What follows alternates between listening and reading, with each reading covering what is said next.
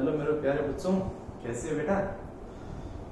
तो लास्ट क्या पढ़े थे बेटा, हमने जो स्टार्ट किया था टॉपिक वो था लॉज ऑफ मोशन का। ठीक है, तो लॉज ऑफ मोशन के अंदर हमने first law of motion Newton's का पढ़ लिया था बेटा।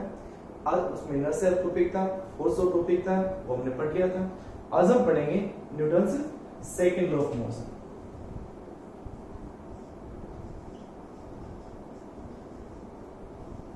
तो हर एक जो उसके लॉ है उन सभी के जो कॉन्सेप्ट आते जाएंगे साथ से, यानी कि हम न्यूटन फर्स्ट सेकंड थर्ड एक साथ पढ़ लें, ऐसा नहीं हो सकता। तो Newton's second law of motion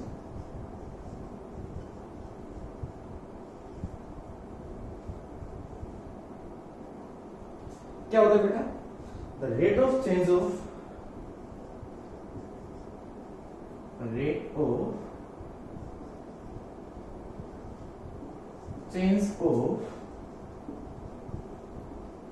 linear momentum,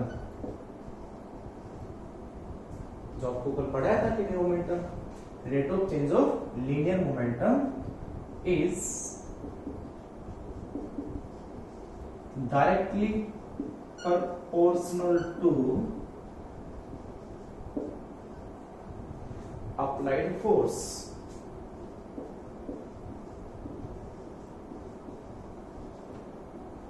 किसी भी बॉडी में कितने टाइम में रेट में कितने टाइम में कितना मोमेंटम चेंज होगा वो डिपेंड करता है उस पर कितना फोर्स लग रहा है।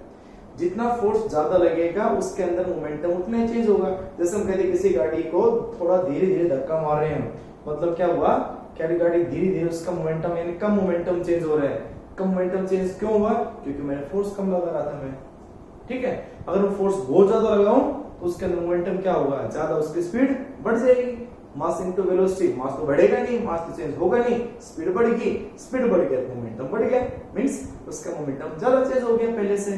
तो मोमेंटम जो चेंज होता है वो डिपेंड ओनली किस पे करता है? अप्लाइड फोर्स पे। जितना फोर्स उस पे लगाओगे, अप्लाइड करोगे, उतना ज्यादा ही चेंज क्या होगा? Linear momentum. ठीक है, तो मैथमेटिकली क्या कर सकते हैं इसको हम, दैट इज कि फोर्स F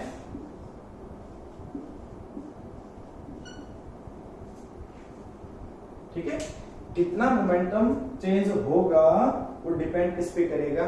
फोर्स पे। क्लियर? वेक्टर क्वांटिटी है, वेक्टर लिखें। अब कहोगे से इसको हटाएं, इसको हटाएंगे तो कांस्टेंट टर्म k लगाते हो।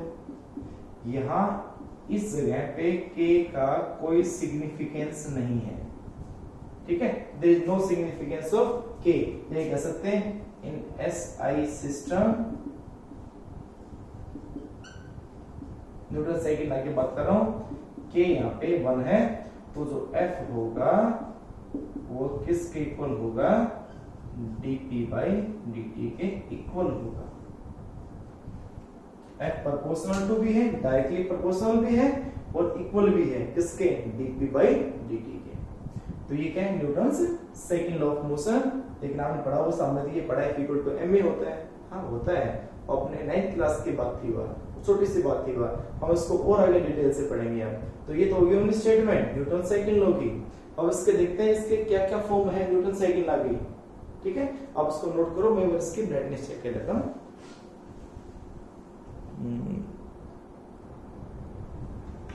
कर ले नोट बेटा। तो देखो आगे इसके क्या क्या फॉर्म बढ़ेंगी।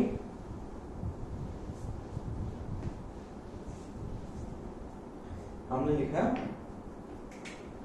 कि F जो है this is equal to dp by dt, ये but P equal to mv, हम उसको ये भी कह सकते हैं कि d upon dt m into v।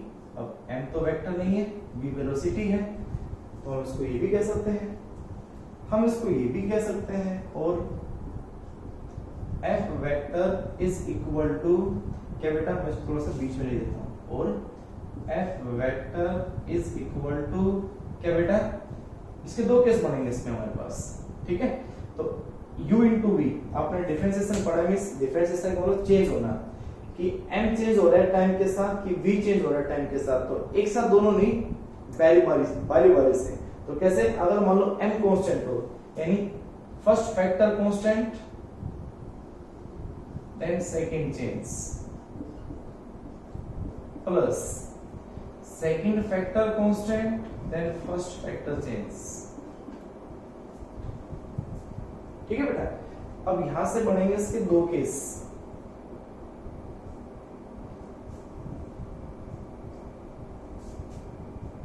ये आपके सामने दो केस दिख रहे हैं, वो दो केस दिख रहे हैं आपको अलग अलग। तो देखो भाई, पहला, अगर मान लो इसका क्या कांस्टेंट हो, मास कांस्टेंट हो, अगर उस सिस्टम में मास चेंज नहीं हो, तो अगर मास चेंज नहीं होगा, dm by dt, dm का मतलब चेंज नहीं होना। अब चेंज नहीं होगा, पहले भी मास वही है, बाद में वही है, तो चेंज नहीं होगा तो कितना हुआ, जीरो हुआ। तो इसका मतलब dm by dt कितना बना, जीरो। तो if m constant then dm by dt, mass के अंदर कोई चेंज नहीं आया टाइम के साथ, तो ये जीरो, तो ये जीरो, तो कंप्लीट जीरो। तो जो f आएगा, f वेक्टर, वो बन जाएगा m dv by dt बना। और v क्या है यहाँ पे, velocity. Rate of change of velocity क्या होता है, एक्सेलरेशन। तो जो ये f बन जाएगा, ये बन जाएगा f इक्वल टू m में। ठीक है। तो आपके सामने एक फॉर्मूला ये है, f equal to m dv by dt और f इक्वल टू m में, यहाँ पे। ठीक। दूसरा, अगर हमारे पास क्या कांस्टेंट हो, वेलोसिटी कांस्टेंट हो, एक v कांस्टेंट। अगर v कांस्टेंट होगा then dv by dt zero होगा। वेलोसिटी चेंज नहीं होगी टाइम के साथ, और वेलोसिटी चेंज नहीं होगी टाइम के साथ, तो ये कंप्लीट जीरो होगी। जीरो हो गया तो f इक्वल टू ये बचेगा, then f vector is equal to, हमारे पास बचेगा v vector into dm by dt। dm by dt का मतलब यहाँ पे उस सिस्टम का मास चेंज होगा टाइम के साथ। अब उसे कहां, ऐसा कौन सा सिस्टम है जहां मास चेंज होता है टाइम के साथ, मास हमेशा कांस्टेंट रहते हैं, नहीं। सिस्टम के मास के बाद है, जैसे रॉकेट प्रोपल्शन। रॉकेट प्रोपल्शन का मतलब क्या होता है कि जैसे रॉकेट यहां से फ्लाइट टेक ऑफ करता है, तो फ्लाइट या जो टेक ऑफ करेगा वो, तो क्या होगा, उस रॉकेट के अंदर से नीचे क्या निकलती है, गैसेस निकलती है बाहर। तो गैसेस बाहर निकलती हैं, तो उन गैसेस का मास मींस उसके अंदर जो हमारे पास सिस्टम का जो मास था वो कम होता जा रहा है ना। उस रॉकेट के अंदर का मास कम होता जा रहा है, क्योंकि गैस कहां निकल रही है, बाहर। तो जो बाहर निकलेंगे तो वहां मास क्या हो रहा है, उस रॉकेट का चेंज हो रहा है। तो rate of change of mass, वहां मास चेंज हुआ है। तो ये कह सकते हो आप, इसको ब्रैकेट नहीं लेना, इन रॉकेट प्रोपल्शन। कन्वेयर बेल्ट में भी होता है ये, कन्वेयर बेल्ट या रॉकेट प्रोपल्शन। रॉकेट का जो फ्लाइट यानी वो टेक ऑफ जब करता है, तब जो हमारे पास सिस्टम होता है वो रॉकेट प्रोपल्शन है। ठीक है। या जैसे कुएं में से या पंप में लगातार पानी उसमें से बाहर फेंक रहा है, पहले दो क्या वॉल्यूम पर टाइम होता है ना, कितना पानी बाहर आ रहा था, कितना वॉल्यूम पर टाइम था पहले, बाद में कितना हुआ, तो वो क्या है, वो चेंज तो कहलाएगा वो। तो ये दो फॉर्म है, देखो। अगर मास कांस्टेंट है, अच्छे से समझे बात को, ये नहीं कि बस f इक्वल टू ma मनवा तो लगा दिया हमने, नहीं लगा सकते हैं। कंडीशंस है, जैसे इक्वेशंस ऑफ मोशन की कंडीशन थी कि हम कब लगा सकते हैं, वहां वो यूनिफॉर्मली एक्सेलरेशन था, वहां पे uniformly accelerated motion, acceleration constant, वो कंडीशन थी एक्सेलरेशन कांस्टेंट होगा तो ये अप्लाई कर सकते हैं। या f equal to ma only कब अप्लाई कर सकते हैं, जब मास चेंज नहीं हो, m इक्वल टू क्या हो, कांस्टेंट हो। फोर्स तो कांस्टेंट है यहाँ पे, फोर्स तो चेंज हो ही नहीं रहा किसी भी एक फोर्स के लिए, तो फोर्स कांस्टेंट हो, मास कांस्टेंट हो यहाँ पे। ठीक है। तो हम ये यूज कर सकते हैं। जब यहाँ पे वेलोसिटी कांस्टेंट हो तो हम ये यूज कर सकते हैं, या वेलोसिटी कांस्टेंट है, फोर्स भी कांस्टेंट है, तो हम ये फॉर्मूला यूज कर सकते हैं। तो ये था न्यूटन से सेकंड लॉ का कंप्लीट डिटेल। अब इसके करते हैं उसे न्यूमेरिकल्स, आप इसको नोट करें जल्दी से एक बार।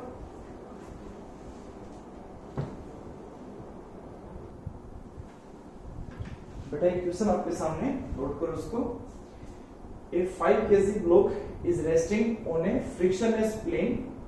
एक 5 kg ये ब्लॉक है, ये सरफेस पे रखा हुआ है, फ्रिक्शन नहीं है यहाँ पे। It is struck by a jet, ये एक जेट है जिसके क्या करेगा, releasing water at the rate of 3 kilogram per second. इस जेट में से एक नलका है, इसमें से पानी की बौछार बाहर इसमें गिरी है, कितने से 3 किलोग्राम, यानी 1 सेकंड में 3 किलोग्राम पानी इसके ऊपर गिर रहा है। इसका मतलब यहाँ पे पानी 3 किलोग्राम पर सेकंड मींस dm/dt। कितना टाइम चेंज हो रहा है, यानी कितना टाइम इस पे निकल रहा है बाहर, वो क्या है, वो dm/dt तो होता है। Emerging with the speed of 4 metre per second, जो पानी यहाँ से बाहर निकल रहा है उसकी स्पीड है 4 मीटर पर सेकंड। तो हमें क्या फाइंड करना है, calculate initial acceleration of the block. तो ये ब्लॉक क्या जाएगा, ये ब्लॉक पीछे की साइड जाएगा, तो किस एक्सेलरेशन से पीछे जाएगा, ऐसे वो हमें एक्सेलरेशन फाइंड करना है इसका। ठीक है, अब एक्सेलरेशन कितना होगा, ठीक है, हम लगा सकते हैं F equal to m, A equal to F by F equal to ma, तो A equal to F by m। तो मास तो है 5 kg है इसका मास, हमें क्या चाहिएगा, फोर्स, कि इस ब्लॉक पे इधर कितना फोर्स लगा, इसी डायरेक्शन में जिधर एक्सेलरेशन हो रहा है उसी डायरेक्शन में फोर्स कितना लगा, वो फोर्स कैसे फाइंड करोगे। तो फोर्स का फॉर्मूला अभी जस्ट पहले आपको बताया था मैंने कि कौन सा फॉर्मूला यूज करेंगे हम यहाँ पे। तो बताओ बेटा, लगाओ दिमाग, क्या है, क्या चेंज हो रहा है, मास। तो मास चेंज हो रहा है, जो मास चेंज होता है उसका फॉर्मूला क्या था, we know F is equal to क्या लगा दोगे, v dm/dt। ठीक है, तो F v दे रखा है 4, dm/dt दे रखा है 3, कितना आ गया 12 क्या न्यूटन। तो फोर्स आ गया, फोर्स आ गया तो क्या निकालना है, एक्सेलरेशन। छोटा सा क्वेश्चन था, देन एक्सेलरेशन जो आएगा A, this is equal to F by m। तो F है 12, m कितना है 5, 12/5, या ये कह सकते हैं, और A इक्वल टू 2.4 क्या मीटर पर सेकंड स्क्वायर। तो ये एक्सेलरेशन हो जाएगा, बिल्कुल सिंपल सा क्वेश्चन है, नोट करें इसको जल्दी से।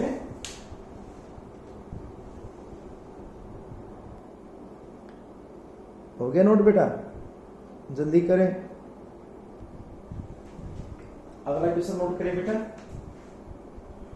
ए force of 50 Newton act in the direction as shown in figure, ये डायरेक्शन दे रखी है, डायग्राम दे रखा है। द ब्लॉक ऑफ मास, ये ब्लॉक वही है मास, फ्रिक्शनलेस उत्तर लीक आ जाए, ये फ्रिक्शन है सरफेस पे, तो हमेशा क्या मानोगे, frictionless. Resting on a smooth horizontal surface, इसके ऊपर रखा हुआ है सरफेस पे। Find out the acceleration of the block, इस ब्लॉक का एक्सेलरेशन निकालना है इधर, कि ये इधर कितना एक्सेलरेट होगा हॉरिजॉन्टल डायरेक्शन, क्योंकि ब्लॉक ऐसे जाएगा। ठीक है, तो अब जस्ट पहले क्वेश्चन में आपको बताया था एक्सेलरेशन हॉरिजॉन्टल डायरेक्शन में निकालना है, तो नेट फोर्स भी किधर होना चाहिए, हॉरिजॉन्टल डायरेक्शन में। तो इस क्वेश्चन को अच्छे से समझे, जो पिछला जो चैप्टर था काइनेमेटिक्स में, उसमें हमने पढ़ा था वेक्टर के अंदर रिजोल्यूशन ऑफ वेक्टर, कोस और साइन कंपोनेंट, तो वही काम यहाँ भी होंगे। तो कोस और साइन कंपोनेंट कौन से होंगे, देखो ढंग से अच्छे से समझे इसको, पढ़ा एक बार, मैं यहाँ पढ़ा देता हूँ दोबारा से फिर से, कि भाई क्या भाई, ये तो हो गया सरफेस,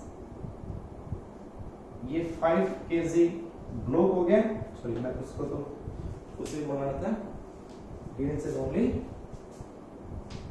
इसका रिजोल्यूशन करना बस हमने। तो ये तो हो गया 5 kg ब्लॉक, फोर्स ऐसे लग रहा है, ऐसे, जो कि इसके साथ एंगल बना रहा है, कैसे, वर्टिकल के साथ 60 डिग्री। और ये कितनी है इसकी वैल्यू, इसकी वैल्यू है 50। तो उसके रिजोल्यूशन कैसे करेंगे, आइदर इसका वर्टिकल में, आइदर इसका हॉरिजॉन्टल में। तो इधर कितना होगा और इसका इधर कितना होगा, कितना बनेगा, ये क्या बनाएगा, हाइपोटेन्यूज। एंगल के सामने ये है, ये क्या कहलाएगा बेस, जिसका एंगल होता है क्या होता है बेस, तो बेस क्या होता है cos थीटा, तो ये तो बन जाएगा 50 cos थीटा, और ये जो बन जाएगा ये बन जाएगा 50 sin थीटा, ठीक है ना। ये ऐसा ही है, आप इसको ऐसे बना सकते हो, और इससे नहीं दिखता है तो इससे बना के दिखाता हूँ आपको। ये ऐसे ही है सेम। अगर मैं इसको ये कहूं कि भाई ये था 50 न्यूटन, जिसमें ये है 60 डिग्री, इन इसमें से वर्टिकल के साथ है, ये 60 डिग्री, ठीक है 60 डिग्री, तो ये हो गया, तो ये होगा बेस इसका, तो ये जो बेस होगा, बेस हमेशा कोस होता है, तो 50 कोस 60 डिग्री, और ये बनेगा इसका परपेंडिकुलर, ये बन जाएगा 50 इंटू sin 60 डिग्री। क्लियर? तो ऐसे आप इसको अच्छे से समझ सकते हो। तो आप बताओ इसका जो हॉरिजॉन्टल कंपोनेंट है ये वाला, वो कौन सा है? ये है, तो 50 sin 60 ये या फिर ये, अब इसको भी डायग्राम बना सकते हो। तो फिर डायग्राम बना लेना इसमें, तो क्या है इसमें हॉरिजॉन्टल फोर्स कितना होगा, सो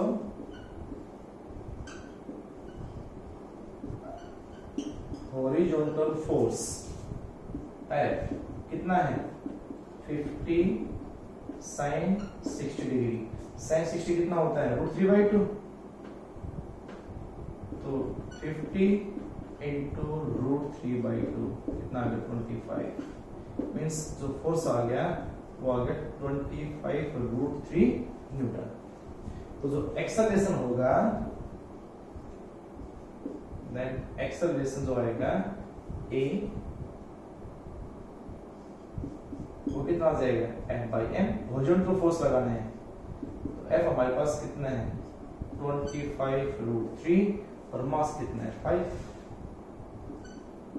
ये आ गया 5, तो ये आ गया 5 √3, एक्सेलरेशन यूनिट आएगी मीटर पर सेकेंड स्क्वायर, ठीक है ना बेटा। तो ये सिंपल सा कॉन्सेप्ट है, इसमें दो चीजें हैं, एक तो उसमें हम इसको रिजोल्यूशन भी करना है, और दूसरा ये ध्यान रखना है कि एक्सेलरेशन हॉरिजॉन्टल में निकालना है, तो फोर्स भी कौन सा लेंगे हॉरिजॉन्टल का, ठीक है। नोट कर इसमें जल्दी से, चलो तो एक आप इसमें एक आप खुद भी कर लेना, हम फिर इसमें नाइटो पे लेके चलते हैं, तो उसको जल्दी से मोटे पे टेबल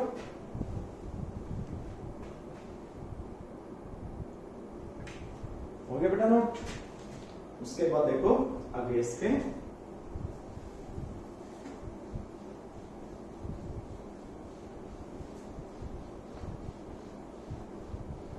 अगला जो टॉपिक है वो है इंपल्स।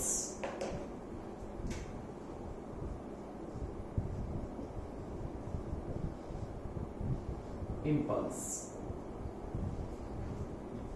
पल्स नहीं इंपल्स। तो इंपल्स क्या होता है बेटा, अगर किसी भी ऑब्जेक्ट पे कम टाइम के लिए ज्यादा से ज्यादा फोर्स लगे, ठीक है, तो उसका जो इंपैक्ट होता है ना, उस फोर्स का जो इंपैक्ट है, the impact of the force या large force for a small interval of time, बहुत कम टाइम के लिए जो लगेगा वो क्या कहलाता है इंपल्स, ठीक है। The force exerted, a large force कह सकते हो, the large force exerted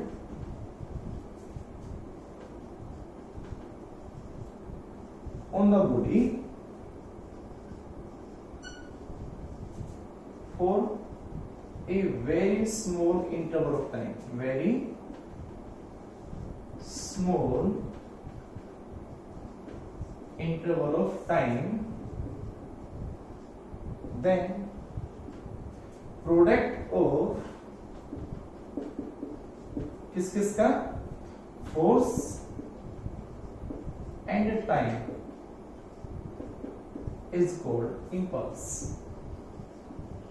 is called impulse. अगर कोई भी किसी बॉडी के ऊपर ज्यादा फोर्स लगे, बहुत ही कम टाइम के लिए लगे, तो जो फोर्स कितना लगा, कितने टाइम के लिए लगा, उन दोनों का जो प्रोडक्ट है वो क्या कहलाएगा, इंपल्स कहलाएगा, ठीक है। तो इंपल्स क्या है बेटा, this is equal to F into delta T, या स्मॉल अगर हमारे पास है, बहुत ही कम टाइम है, तो डी टी भी कह सकते हैं। लार्ज चीज है तो डेल्टा टी आ जाएगा। तो जो इंपल्स है, अब किधर इंपल्स यानी कि किधर इंपैक्ट होगा, इधर फोर्स लगेगा। ठीक है बेटा, तो I इक्वल टू क्या आ जाएगा, F इंटू डी टी। अगर वेक्टर फॉर्म में लिखो तो वेक्टर लगा दो, नहीं भी लगाओ तो भी कोई दिक्कत नहीं है। आप इसको ये भी कह सकते हो, कोई बड़ी वो बात नहीं है, ये भी सही है। ठीक है भाई, तो उसकी यूनिट क्या बनेगी, SI यूनिट। इसको आगे कैरी ऑन करेंगे अभी। अब इसकी यूनिट ले लेते हैं, SI यूनिट, फोर्स की न्यूटन, टाइम की सेकेंड, न्यूटन सेकेंड। ठीक है बेटा, तो ये हो गया इंपल्स। उसके बाद आप एक बार देखोगे, इसको हम एक फॉर्मूला और भी बना सकते हैं।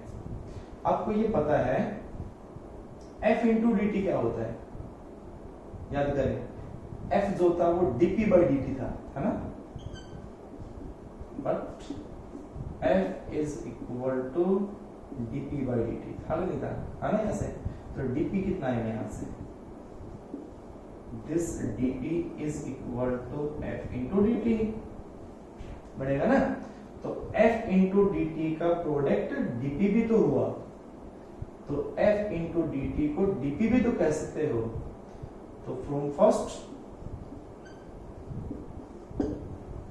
तो जो I आ जाएगा, दिस इज इक्वल टू क्या होगा बेटा, dp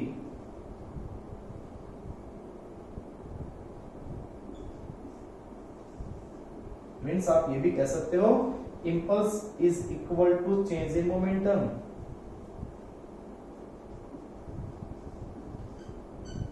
impulse is also equal to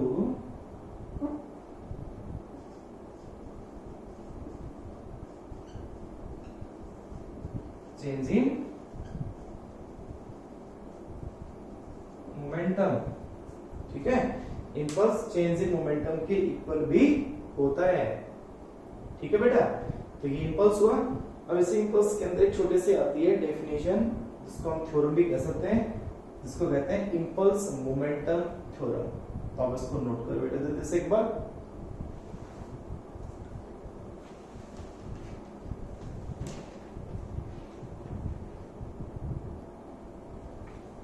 हो गया नोट। उसके बाद देखो, इसके अंदर इसको बोलते हैं इंपल्स मोमेंटम थ्योरम। फिर उसके देखेंगे कुछ conceptual question. Impulse momentum theorem छोटी सी आती है एग्जाम में 2 नंबर में। Impulse momentum theorem. तो इंपल्स मोमेंटम थ्योरम क्या है भी, सेम है। Impulse is equal to change in momentum. It states that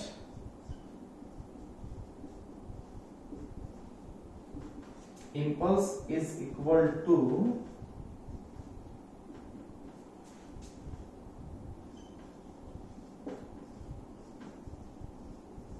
change in momentum of the body। कितना बॉडी में मोमेंटम चेंज होता है वो इंपल्स ही कहलाता है, वो इंपल्स के इक्वल ही होता है। ठीक है, तो कैसे क्या निकालेंगे उसको हम, तो करो भाई। अभी थोड़ा जस्ट पहले आपने क्या था वही ऐसे दोबारा से फिर से कर दो।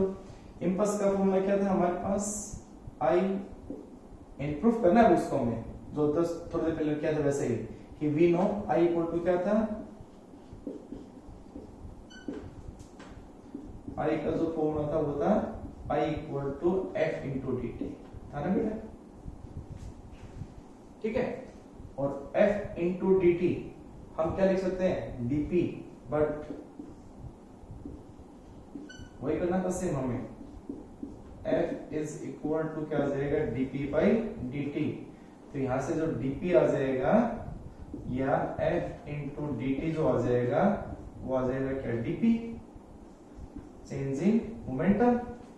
तो यहां से जो I बन जाएगा, देन फ्रॉम फर्स्ट I जो आ जाएगा दिस इज इक्वल टू क्या हो जाएगा बेटा डीपी। लेकिन एक काम यहाँ पे, अगर यहाँ पे टाइम इंटरवल स्मॉल लिया है तो हो सकता है स्मॉल कम इंपल्स लग रहा हो, टोटल निकालना हो, इसकी वैल्यू को टोटल निकालना हो तो क्या करते हो, इंटीग्रेट करते हो।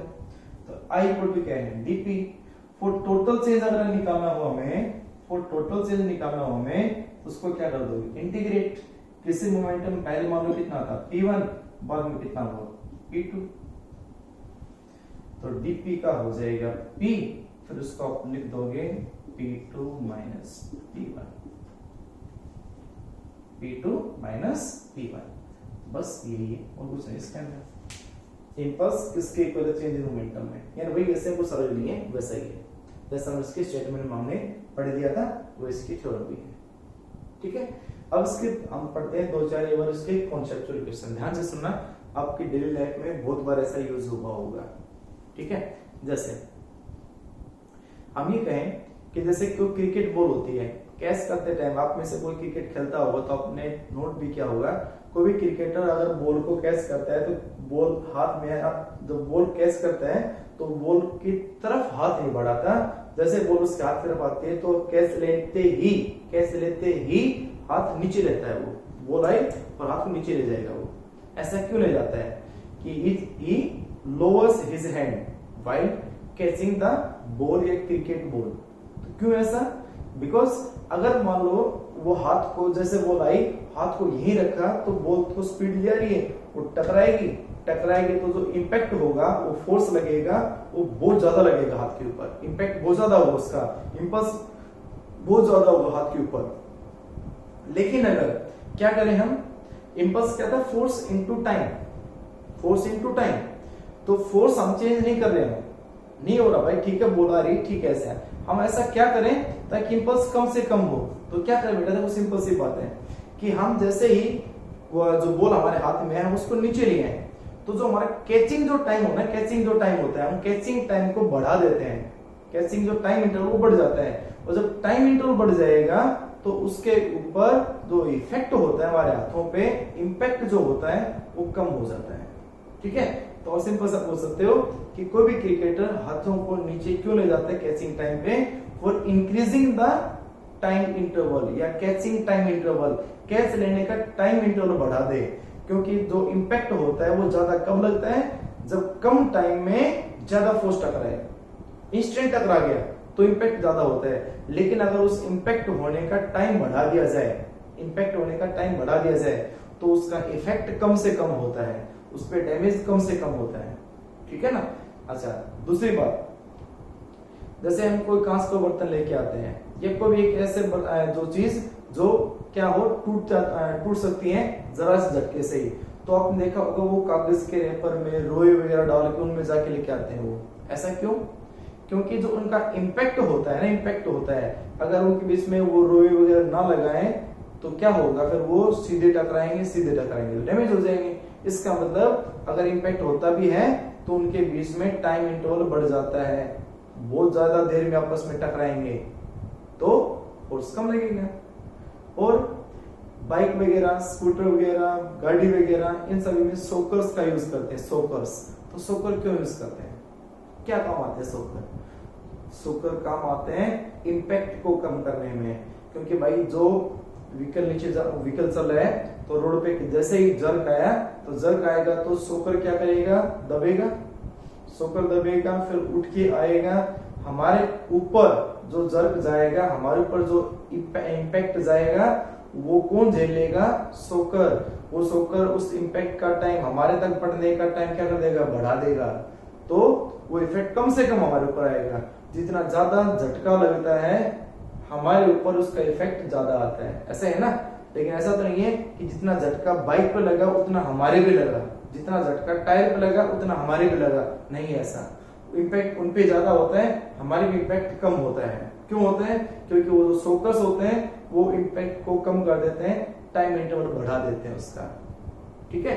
दूसरा, ट्रेन की जो बोगीज होती है, ट्रेन की बोगी जो जुड़ी होती है एक दूसरे से, उनके बीच में बफर्स होते हैं। जैसे हमारे पास ये ट्रेन का एक डब्बा है, ये ट्रेन का एक डब्बा है, इनमें ऐसे ऐसे ये होते हैं, इनको बफर्स बोलते हैं। इनके अंदर सोकर होते हैं, इनमें सोकर होते हैं, सोकर ज्यादा नहीं होते, कम होते, सोकर होते हैं। तो ये क्या क्यों लगाते हैं बफर सीधे इनमें से इनके बीच में गैप क्यों होते हैं? ट्रेन की लेंथ ऊपर, ट्रेन को जोड़ने से तो ट्रेन की लेंथ और कम हो जाएगी, एक डबल और फालतू लगा ले से बढ़िया तो है ना।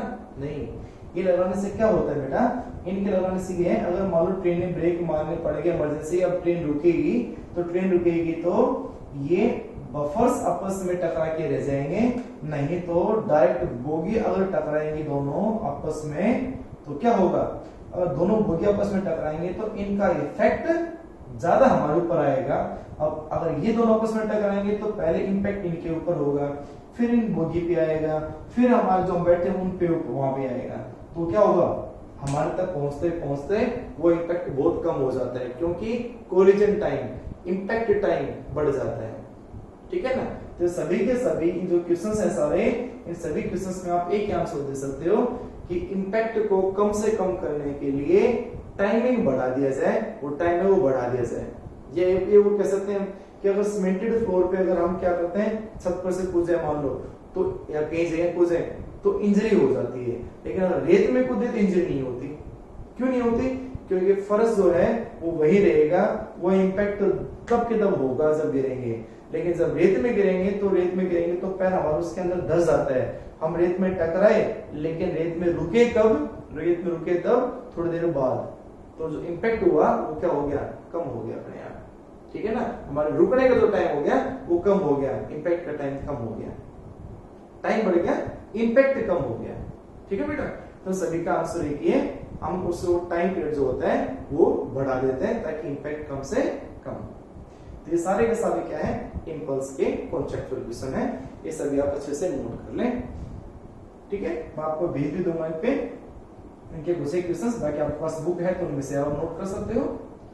ठीक है, नेक्स्ट फिर आता है कंजर्वेशन ऑफ लीनियर मोमेंटम। इसके क्वेश्चन भी करेंगे, इंपल्स के न्यूमेरिकल्स भी करेंगे। Conservation of linear momentum,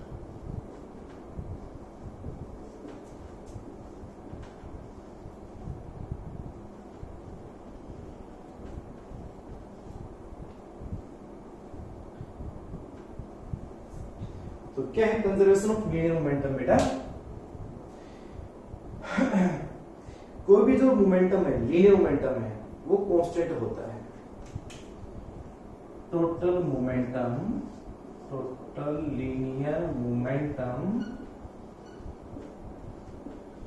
of the system,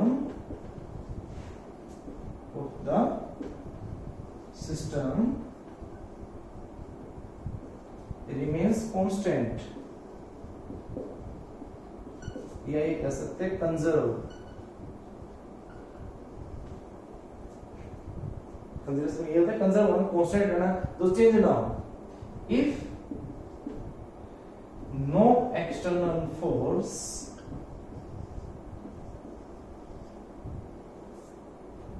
act upon the system, अगर किसी भी सिस्टम पे कोई एक्सटर्नल फोर्स एक्ट नहीं है, नहीं लग रहा है, तो उस सिस्टम पे हमेशा उसका मोमेंटम कांस्टेंट रहेगा। ठीक है, ये क्या कहलाता है, कंजर्वेशन ऑफ लीनियर मोमेंटम। तो भाई क्या हम दैट इज की डेफिनेशन में कह सकते हैं कि जो F होता है we know according to Newton second law, F is equal to dp by dt होता है। if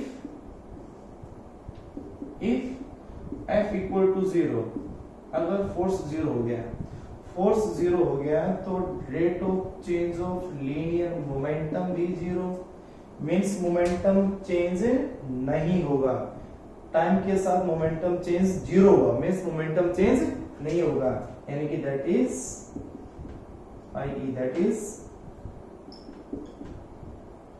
P जो होगा वो कांस्टेंट होगा,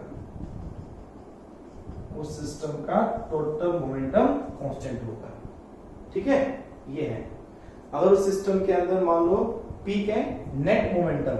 तो अगर मान लो मोमेंटम P1 P2 P3 क्या है, मोमेंटम है, तो सभी का जो एडिशन है वो भी कांस्टेंट हो सकता है। और ये भी कह सकते हैं, और P1 plus P2 plus P3 up to Pn is equal to constant. ये क्या है, P1 P2 P3।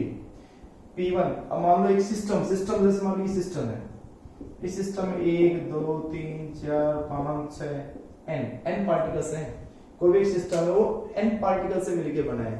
तो पहला पार्टिकल का जो मोमेंटम है वो P1 है, दूसरे पार्टिकल का P2 है, तीसरे का P3 है, ऐसे n पार्टिकल का मोमेंटम कितना है, Pn है। तो उस पूरा सिस्टम का मोमेंटम जो होगा ना, उसका वेक्टर सम वो टोटल क्या होगा, कांस्टेंट होगा। हो सकता है कोई पार्टिकल इधर जा रहा, कोई इधर, कोई कहीं जा रहा, लेकिन सभी का मिलके वेक्टर एडिशन क्या होगा, कांस्टेंट होगा। ठीक है, पूरे सिस्टम का टोटल मोमेंटम कांस्टेंट होगा, ये है। तो अगर 2 पार्टिकल हुए, 3 पार्टिकल हुए, कितने भी होंगे, उन सब का सम हमेशा क्या होगा, कांस्टेंट होगा। ठीक है, और अगर 2 पार्टिकल हुए तो P1 प्लस P2 हो जाएगा। ओनली सिस्टम में 2 ही पार्टिकल हुए, फॉर 2 पार्टिकल सिस्टम, तो क्या होगा, P1 plus P2 is equal to constant. ये भी कर सकते हैं हम, इसका मतलब ना P1 चेंज ना P2 चेंज, तो हम इसको ये भी कर सकते हैं। अब इसको नोट करें जल्दी से, हो गया। ठीक है, इसके बाद देखो हम इसको ये भी कह सकते हैं कि ना तो P1 चेंज ना P2 चेंज, तो चेंज इन मोमेंटम दोनों का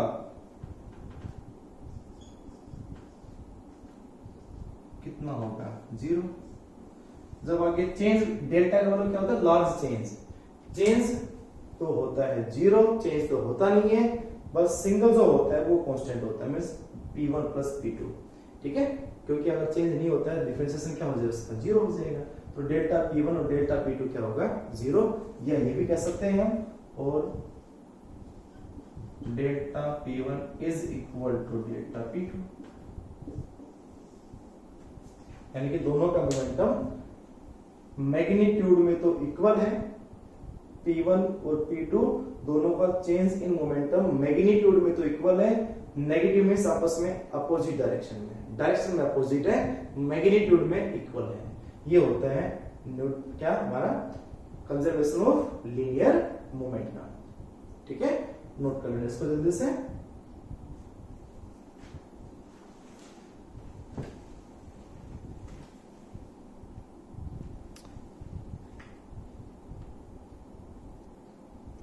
तो बेटा ठीक है, मेरे ख्याल से सफिशिएंट है।